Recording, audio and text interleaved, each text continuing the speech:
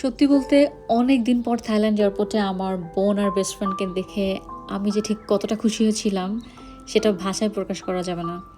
তো এতদিন শুধু ফোনে কথা, ভিডিও কলে দেখা, অনেক অনেক প্ল্যান করা, সো ফাইনালি সবাই একসাথে হতে পেরেছি।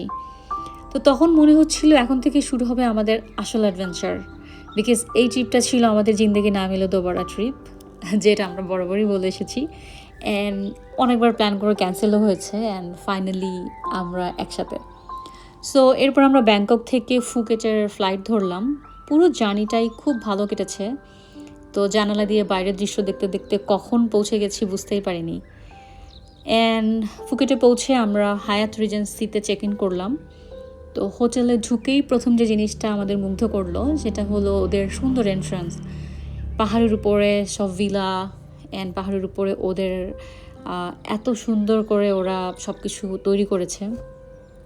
তো সব কিছু এত সুন্দরভাবে সাজানো ছিল যে মনে হচ্ছিল ছবির মতো একটা জায়গায় চলে এসেছি। তো এরপর যখন রুমটা ঘুরে ঘুরে দেখছিলাম, তো তখন আরও ভালো লাগছিল, যে মনে হচ্ছিল যে নেক্সট কিছুদিন এটা আমাদের হোম, সো খুব ভালোই কাটবে।